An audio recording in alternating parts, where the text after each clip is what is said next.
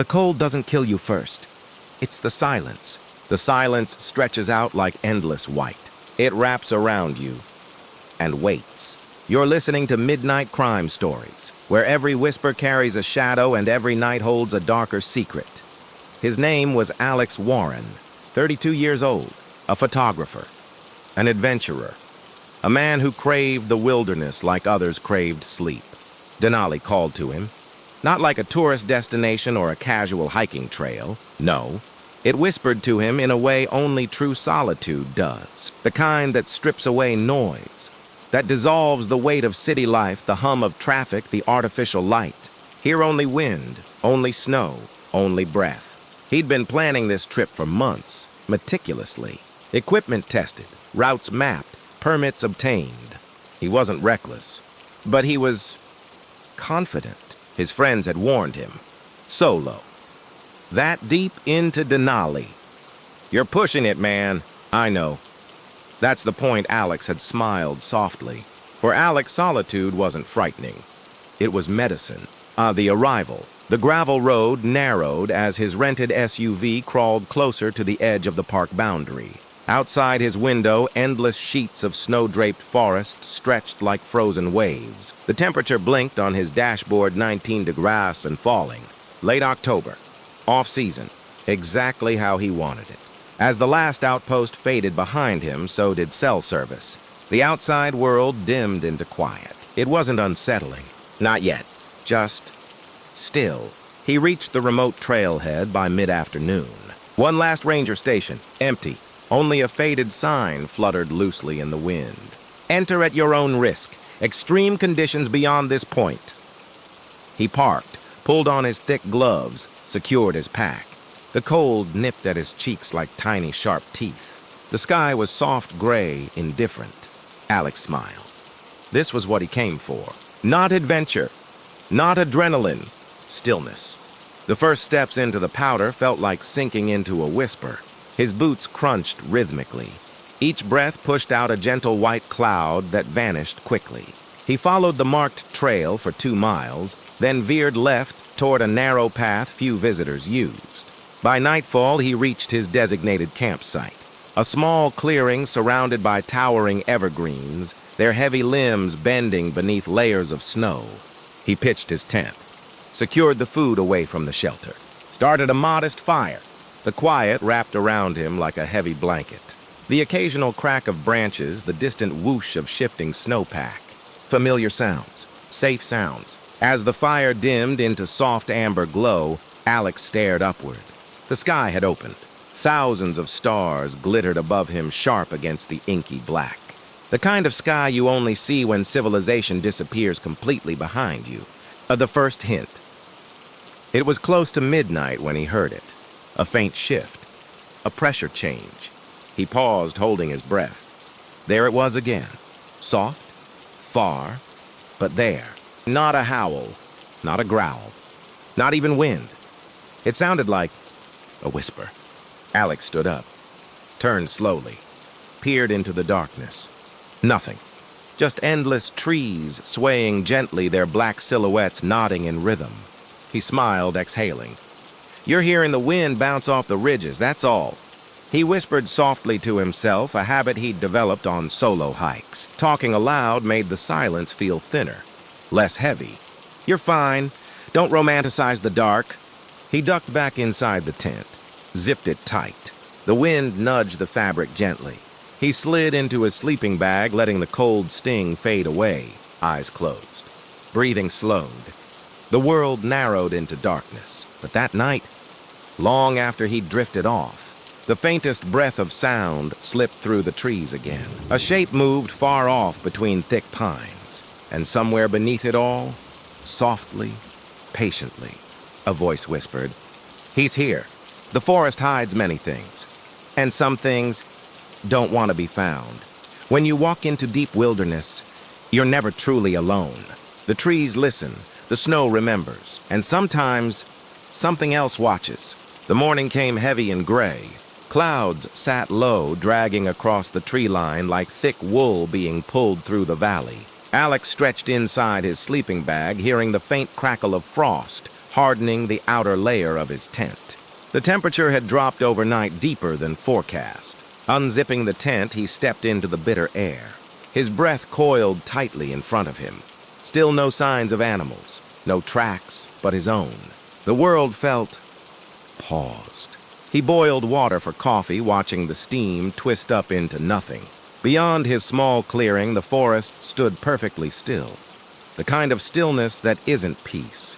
It's waiting. Alex grabbed his field recorder from the side pouch of his backpack, his constant companion on trips like these. Small, handheld, digital. He clicked it on. Day 2, 7:02 a.m. Wind out of the northeast. Slept well, although strange noises again last night. He paused, smiled faintly. Could have been my mind playing games, or something bigger moving nearby. Either way, keeping alert. He clicked it off. The recorder slid back into his jacket pocket. Alex spent the morning moving deeper along an unofficial route, an old trail marked decades ago, mostly unused now. The snowfall here was lighter. The canopy blocked much of it. Birds called briefly before falling quiet again.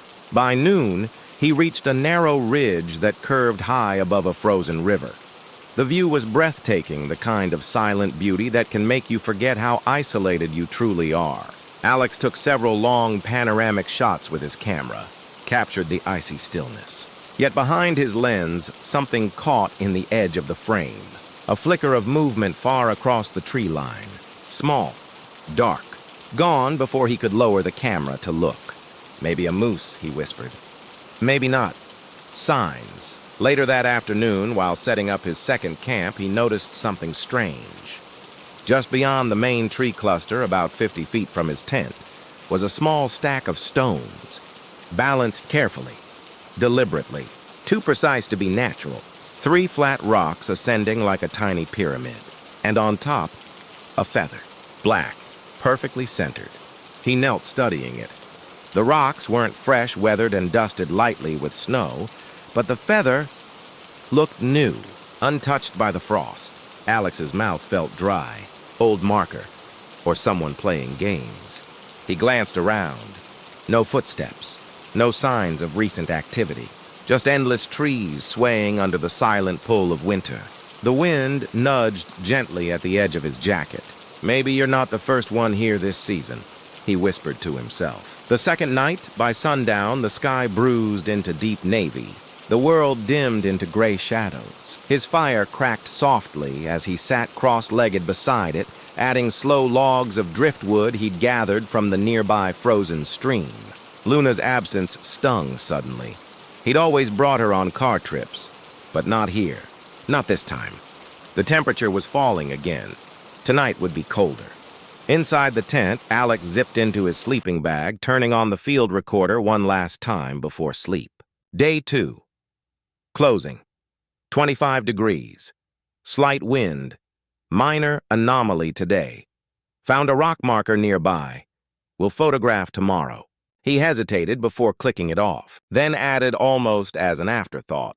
Still, can't shake the feeling I'm not entirely alone. Click. The night stretched long and heavy. The wind outside whistled low through the dense trees. The canvas walls of the tent flinched softly with each breeze. The quiet wrapped around him tighter. And then, just as sleep finally claimed him, the whisper returned. Soft, slithering. Not words. Not yet. More like breath forming the shape of words but never fully landing. Like someone practicing how to speak just beyond the thin wall of the tent. The vent opening near his head rustled slightly. Just air shifting, or something closer. Alex's breathing slowed. But his eyes remained open in the dark. He would not see the faint silhouette standing 30 yards beyond his tent. Stationary. Watching. Waiting. The deeper you walk into isolation, the more you wonder, is the silence your refuge? Or your trap? We think we know what fear feels like. Loud, violent, sudden. But real fear moves quiet. It breathes softly at your back and waits for you to notice. You're listening to Midnight Crime Stories, where every whisper carries a shadow and every night holds a darker secret. The third morning began with heavy stillness. The world outside the tent glowed pale and thin under a blanket of clouded sky. Alex pushed open the zipper and stepped into the brittle cold. The fire pit's ashes were frozen solid. His boots crunched over icy patches as he moved toward the tree line. The small rock marker from yesterday was still there, untouched. The feather sat perfectly balanced, undisturbed, as if it had been placed moments ago. Alex lifted his camera, snapped several close shots, zoomed in on the texture of the stones, the fibers of the feather, the soft indentation where someone had carefully pressed it down. He whispered to himself. Someone was here. Recently. There were no boot prints, no broken twigs, no trail.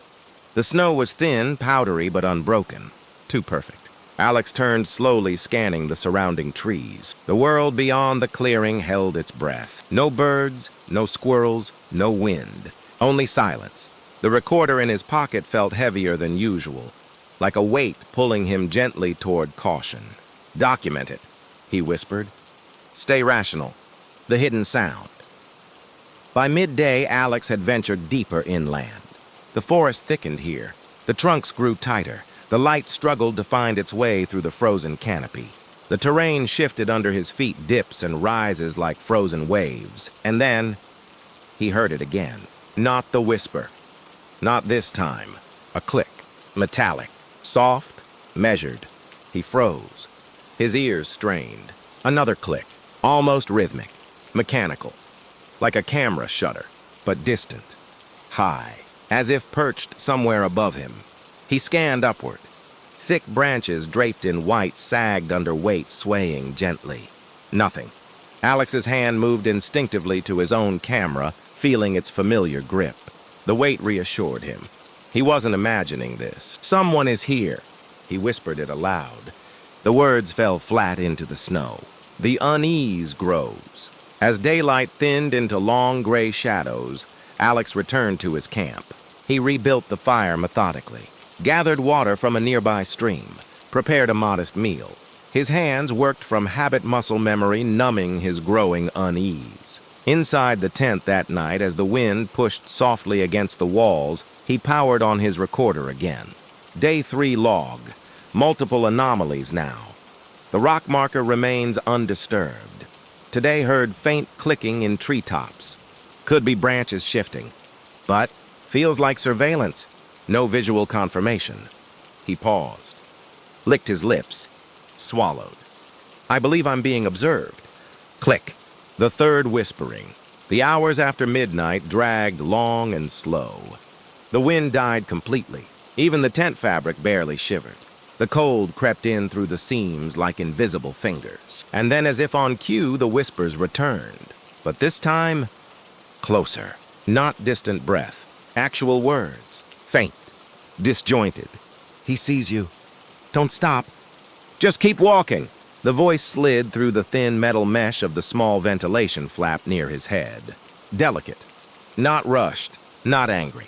Almost curious. Alex held his breath, frozen, listening. The whisper paused, as if waiting for him to respond. Then, he's not ready yet. Not yet. A soft rustle brushed across the top of the tent. Snow sliding, or weight. His fingers gripped the zipper instinctively, but did not move it. The footsteps, faint steps, crunched softly around the perimeter. Not fast, measured. 1, pause. 2, pause. Circling. The shadow of boots crossed briefly against the thin tent wall. Alex's heart hammered against his ribs, slow but deep. The kind of terror that doesn't scream, it whispers. And then silence. The footsteps faded. The cold seeped in heavier. The tent stood still. Alex stayed frozen, eyes wide, ears straining. Nothing. Until sunrise. What hunts in true wilderness does not need to rush. It waits and studies. In the wilderness, the absence of noise becomes a language. Every silence carries weight. Every pause feels deliberate. And sometimes, it's not the animals watching you. The fourth morning arrived thinner. Gray washed out. No sunrise, only a pale, diffused light filtering through the low, heavy clouds. Alex hadn't slept. His body laid still inside the sleeping bag for hours, frozen not from cold, but from caution. Waiting, listening. But nothing came after the last whispers. No further movement. Just waiting. He unzipped the tent slowly. The air outside was bitter and dry, pressing against his face like cold breath. The world remained undisturbed. No new footprints, no broken branches, no sign that anyone or anything had been there. You dreamt it, Alex. You're exhausted. Sleep deprivation plays tricks. The words felt hollow even as he whispered them, because part of him didn't believe that anymore. He walked the perimeter of his camp, slow, methodical, eyes scanning every inch. And then he saw it. Near the far tree line, not where the stone marker had been, but further. Another pile, smaller this time. Just 2 rocks. No feather. Deliberate. Perfectly balanced. Alex crouched beside it. Stared. Ran gloved fingers across the cold surface. The snow around it was clean. Pristine. As if whoever placed it there never touched the ground. The shift in fear, the fear inside Alex shifted that morning. It wasn't raw panic. Not the kind that makes you run. No, this fear was controlled, quiet, practical. He returned to his tent, pulled out his satellite communicator, flicked through the signal attempts. No connection. Cloud cover was too thick. Remote terrain. The usual excuses. He tried again. And again. Nothing. Don't panic yet. Stay methodical. Alex sat on a nearby log and turned on the recorder. The small red light blinked softly against the pale air. Day 4 log. More markers found. No natural explanation for placement or condition. No animal sign. Multiple auditory hallucinations or possibly human interference. He paused. Breathed. His whisper lowered. Observation seems likely, intent unknown. He clicked it off, slipped it into his pocket, and exhaled long and slow. The stranger's voice. By afternoon, the air grew colder, the light dimmer. Alex layered up carefully. Every motion slow, deliberate. The wind began to carry thin bursts of icy needles, the edge of another storm creeping in. That's when he heard the voice. Not a whisper. Not inside his head, but clear, human. You should keep moving. Alex froze. The words came from somewhere behind him, but distant, filtered through thick trunks like the forest itself had spoken. He spun slowly, staring into the dense pattern of trees. Nothing. No movement, no figure. Just rows of pale trunks fading into white distance. He called out, voice steady but low. "Who's there?" Silence answered. No reply. Only wind pushing softly against frozen branches. Was it possible? Another hiker. A trapper. A hunter. Passing through. In this remote section, highly unlikely. Or someone who doesn't want to be seen, he whispered to himself.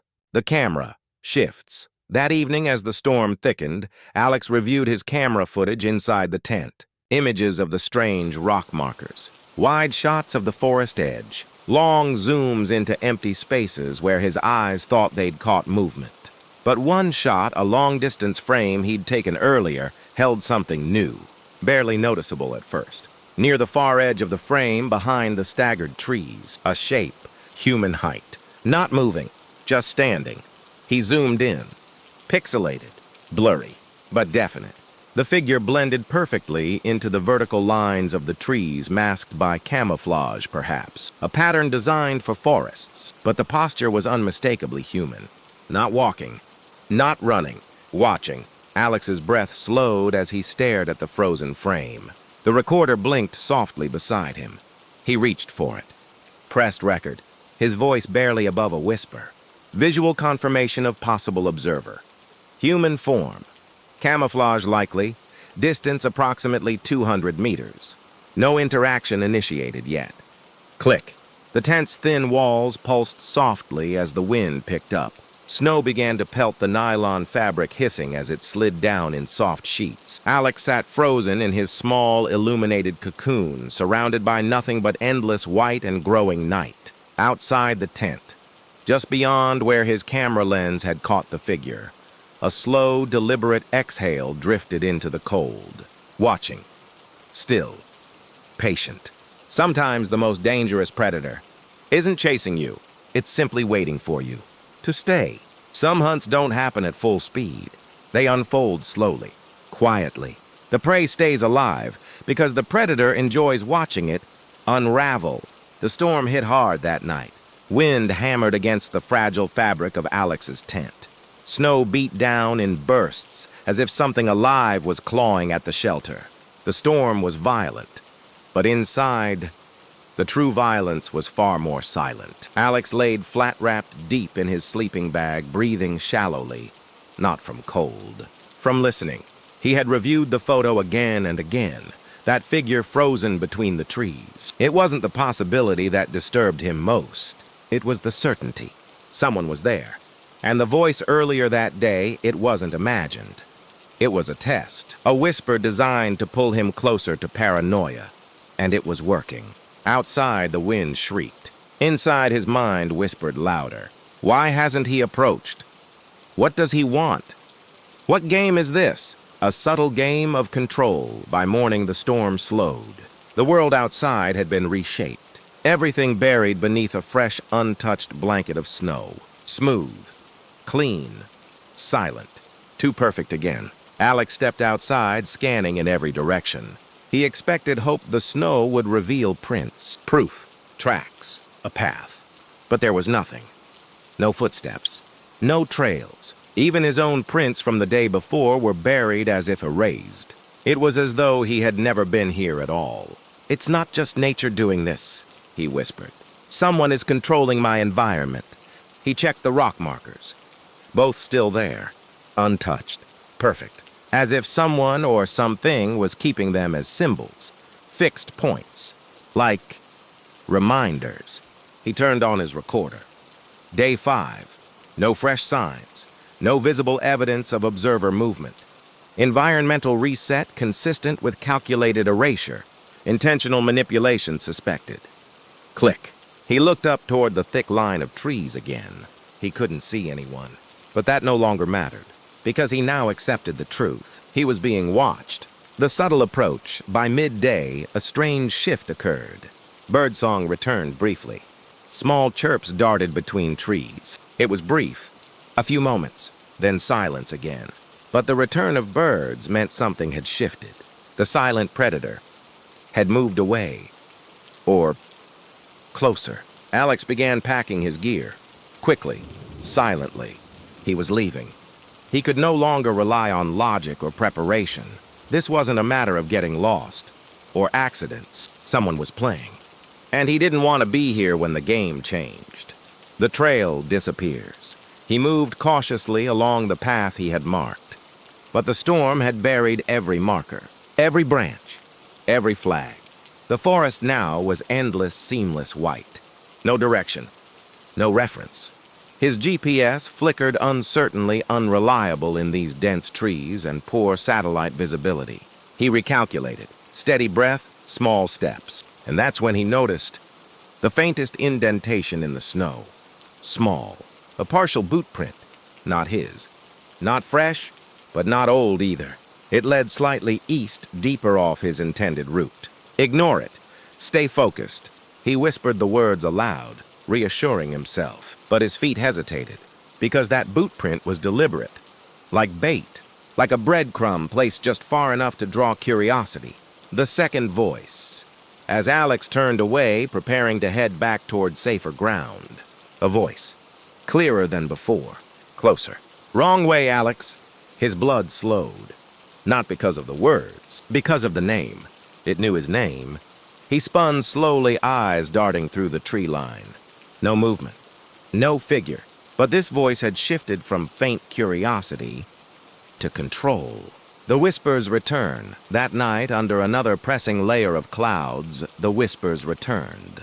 But this time inside the tent. Or rather, inside the vents of his mind. So close he could feel breath behind the words. Keep walking, Alex. Almost ready. Don't sleep yet. The tent walls shifted softly under faint gusts. The trees moaned distantly under snow weight. And Alex's eyes opened in the dark, whispered one thought to himself. This is not random. This is planned. Some predators don't chase with speed. They close the distance with patience and whisper you into panic. The human mind isn't designed for endless silence. Left alone long enough, it starts filling the void with echoes, with whispers, and with things that may not be there, or may be closer than you think. Alex sat beneath the tall pines. He no longer felt cold. The fear had numbed everything. It wasn't panic anymore. It was something far worse. A slow, calculated unease that had wrapped itself tightly around his thoughts. For the first time, Alex questioned his grip on reality, not because of what he had seen, but because of how long he had been watched. Without knowing, he played the recordings back again. The whispers, the voices, the camera image, all real, documented, and still no physical proof. No person, no face, just presence. The bait. He moved again that morning, changed direction, chose an unmarked path downhill, hoping to reconnect to a known ranger route. The snow was thinner in patches here, the wind cutting stronger through narrow channels between rock walls. And then he saw it. Another rock marker, but this one was different. Larger, more intricate. 7 stones stacked carefully into a thin tower, and on top not a feather this time, but a piece of torn fabric. Bright red. He froze. The fabric flapped faintly in the wind, a tiny flag against the endless white. He approached slowly. The cloth was weather-resistant, synthetic, recent, something hikers might wear, but not his. He didn't touch it. Just studied. The meaning was obvious. I'm guiding you, or worse. I'm hurting you. Alex backed away, turned, resumed his pace. Faster now, no longer trying to stay quiet. The shadow appears. Hours passed. His water supply thinned. The cold pressed harder against his gloves, but adrenaline kept him steady. And then for the first time he saw it clearly. A figure, not hidden, not blurry, standing between 2 tall birch trees about 100 meters ahead, motionless. Camouflage clothing, brown and gray, blending perfectly into the forest. The head slightly tilted, arms hanging loose. Not approaching, just waiting. Alex froze mid-step.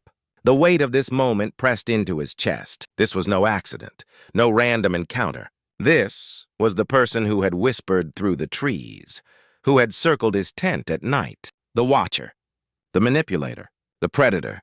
He lifted his hand, held it out in a silent, instinctive gesture. Who are you? He didn't shout, just whispered.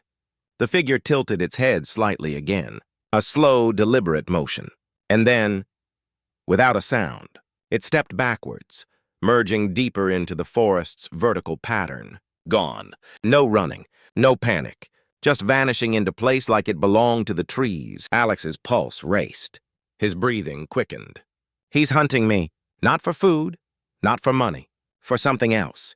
The psychological control. By nightfall, Alex's movements became methodical again. He rebuilt a temporary camp but didn't start a fire. No light, no heat, no signal. He sat in the darkness, breathing slow, waiting. The recorder blinked softly beside him. He whispered into it. Day 6. Visual confirmation of pursuer. Human. Active psychological manipulation suspected. This is not random. Click. And then the whispers returned. Not from the forest this time. From the radio. His emergency transceiver crackled faintly, though no signal had been acquired earlier. But now, through faint static, the whisper crawled through. Keep walking, Alex. It's almost over. I've been waiting for you. He stared at the device. Static danced faintly across the display. No official transmission. Just him, somehow, hijacking his frequency. The voice whispered one final phrase before fading back into static. You came too far. True predators rarely touch you. They don't need to. They guide you with fear, until you walk exactly where they want you. Panic doesn't always arrive in screaming fits. Sometimes it walks in like a guest you never invited. Quiet, patient, and once it sits beside you, it never leaves. You're listening to Midnight Crime Stories, where every whisper carries a shadow and every night holds a darker secret. Alex barely slept that night. Every creak of the trees, every hush of snow sliding from heavy branches, every faint crack beyond the thin tent wall, they all felt intentional. The whispers inside the radio had stopped hours ago, but they echoed inside him now, looping like a melody impossible to forget. "Keep walking, Alex. You came too far." He didn't know how long he lay there, eyes open, locked in that fragile place between exhaustion and awareness. When dawn finally arrived, it didn't bring relief. Just more gray, more cold, and a growing sense that each day he stayed here, he was slipping deeper into someone else's design. The cracking mind. Alex spoke softly into the recorder as he packed, his voice thin, measured, but now slightly detached. Day 7. Fatigue increasing. Cognitive slippage noted. Subject maintains situational awareness, but psychological pressure growing. He paused. The recorder blinked, waited. Then he added something he hadn't admitted aloud before. "I am no longer confident that I can fully trust my perception." Click. The new marker. As he moved downslope, following what little natural gradient he could, another marker appeared. Not stones this time. A wooden cross. Thin branches tied carefully together with string. Placed upright in the snow directly in his path. He stopped. His breathing slowed. The simplicity of it was somehow more disturbing than the stones. There was no message attached, no sign, just a symbol. It no longer felt like guidance. It felt like territory, like he had already stepped into someone's chosen space, and the rules were no longer his to control. He stared at the fragile wooden cross for long minutes, not moving, not thinking, just feeling the weight of it. "This is no longer about intimidation," he whispered. "He wants to keep me moving. But toward what?" The psychological trap. As the hours crawled forward, Alex's mind frayed. Small noises now triggered full-body flinches. Every shadow shifted like silhouettes. Every sway of the trees resembled human movement. The whisper no longer needed to speak. It had planted itself inside him. He found himself talking aloud, softly. "You're playing something. I don't know what. But you're close now." No response. Only wind. He caught his reflection in a small frozen pond. His face looked unfamiliar. Sunken eyes, cracked lips, jittery pupils scanning nothing. "I'm breaking." He whispered the words not as fear, but as confession. The breach just before nightfall, it escalated. The radio came alive again, but not with whispers. This time, with breathing. Long, deliberate breaths. Calm. Measured. Alex stared at the device. Each slow inhale and exhale mirrored his own rhythm, almost hypnotic. And then the voice returned, this time clearer, lower. "You're close now, Alex. So close. One more night." The voice carried no malice, no rage, just satisfaction. The snow fell heavier as darkness pressed in. The forest swallowed what little light remained. Alex didn't set up camp. Not tonight. He kept walking.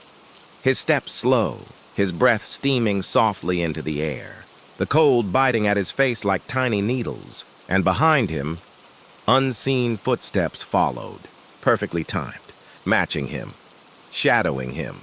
Sometimes the most dangerous part of being hunted is not knowing if you're still moving or if you're already caught. At first, you run because you think you can escape. Then, you keep moving because you're too afraid to stop. And finally, you walk because you've already surrendered. The forest was silent now. Not even the wind followed him anymore. Only the sound of his own boots pressing into the fresh snow. Each step slow, mechanical. Alex didn't know how long he'd been walking. Time no longer mattered. There was only movement, and the steady weight of something unseen behind him. The shadows had closed in tighter. The trees leaned closer, narrowing his world into thin corridors of pale gray. The horizon had disappeared entirely, just endless snow and skeletal branches. "Where are you taking me?" Alex whispered into the empty night. No answer, no sound, just his breath forming slow clouds in front of him. the fractured mind. By now, exhaustion had carved itself deep into his bones. Sleep deprivation, cold exposure, prolonged fear. His mind pulsed with distortions, shapes in the dark that may not have been there, flashes of movement in the corner of his vision. Sometimes he spoke aloud just to hear a voice, even if it was his own. "You've done this before, haven't you? This isn't random. You wait for people like me." He was talking to the shadow now, even though he couldn't see it, because he knew with complete certainty he was no longer moving alone. The second encounter. The slope ahead narrowed into a shallow ravine lined with thick pines on both sides. That's where he saw him again. The figure, closer this time, standing directly ahead, partially obscured behind two wide trunks, perfectly still. Alex stopped. His breathing slowed, but his heart hammered painfully against his ribs. This wasn't a flash in his peripheral vision. Not imagination, not shadows. The man was watching him. Openly now, Alex lifted his head slightly, studied the figure. The man's face was mostly hidden beneath a hood, but his posture told everything. Relaxed, comfortable, in control. The air between them vibrated with something unspoken. Neither moved. Alex finally whispered into the cold. Why me?" The man didn't reply, but his head tilted slightly. A familiar gesture, one Alex had seen days ago. The same tilt when he first glimpsed him through his camera lens. After a long, heavy silence, the figure stepped backward once again, merging into the trees, disappearing like vapor into the shadows. The realization. Alex's entire body tensed. His mind flashed images of earlier. The markers, the stone piles, the wooden cross, the whispers, the breathing through the radio, the perfectly timed appearances. He whispered to himself now, not as observation, but as admission. He's conditioning me, breaking my resistance. The predator wasn't simply chasing. He was training Alex to accept his place, to respond, to move as directed, to fear exactly when he wanted him to fear. This wasn't a hunt. This was a ritual, the final marker. Further ahead, near the base of a narrow clearing, another marker waited. Different again. A small wooden sign, crude, roughly carved, driven into the snow like a grave marker. On its surface, barely legible under a thin layer of frost, was a single word. Stay. Alex stared at it. His breathing shallow. Stay. The word wasn't a warning. It was an invitation. Or perhaps a command. He stood there locked in place, fighting between logic and the strange pull of obedience that had been quietly growing inside him. And then, the whispers returned. Soft, close, not through the radio, not from the trees. Inside his mind now, almost intimate. "Just stay, Alex. You've come far enough. I'll take care of the rest." True predators don't need to trap you by force. They build a place inside your mind and wait for you to stay willingly. Sometimes you don't realize that the trap was never the place you were standing. The trap was how long it took. Before you stopped trying to leave, the word stay hovered in front of him like a voice he could see. Carved in wood, frozen in place, not rushed, not desperate. A final instruction. Alex's body remained still. Not because he chose to, because he couldn't make the decision anymore. The slow erosion of fear had carved deep into his thinking. The whispers, the footsteps, the distant figure always pulling away, never rushing, never closing in. It had all worked. Perfectly. Stay. The forest felt different here. Thicker, heavier. Even though the trees stood still, they pressed inward like quiet sentinels, sealing him into position. The cold stung his face, but he barely felt it now. Fatigue had wrapped its hands gently around him like a caretaker, whispering, "Just stay. Rest. You've done enough." The voice returns. The radio came alive again, but this time, there was no static, no distant breathing. The voice was clean, direct, intimate. "You've been strong, Alex. Stronger than most. I watched them break much sooner." Alex's breath steamed faintly, his eyes locked on the simple wooden sign. He didn't answer. He didn't need to. The voice wasn't asking for dialogue. You weren't chosen by accident. You came too far. You brought yourself here. The words weren't taunting. They were soothing. You needed this, didn't you? Alex's head lowered slightly. For a moment, he couldn't tell whether the thought was his or given to him. Yes, the word left his lips before he fully realized it. The predator's philosophy. The voice continued, calm, like a therapist gently guiding a patient deeper into hypnosis. People don't understand the wilderness. They think the danger is weather, or animals, or getting lost. But the real danger is emptiness. Emptiness changes people. Alex's vision blurred for a moment, the edges of his world narrowing into a small circle directly around him. In that emptiness, you hear your truest self. Most run back before it sinks too deep. But you let it pull you in. The wind whispered through the trees like faint applause. Alex swayed slightly where he stood, as if his legs no longer belonged entirely to him. Stay, Alex. Let it be quiet now. No more running, no more decisions. Only silence. And somewhere deep inside, a part of him started to accept the offer. The weight of days without rest, the erosion of fear replaced with numb surrender, the overwhelming comfort of finally having no more choices to make. Stay. The ritual. The snow thickened again as night approached. The world dimmed into soft gray shadows. Alex sat, cross-legged, silent, just beneath the wooden sign. No tent, no fire, no warmth. Just waiting for what he wasn't entirely sure. Or maybe he knew exactly. The voice whispered one last time, not through radio, not from trees, but right beside him, as if kneeling just behind his ear. It's better this way, Alex.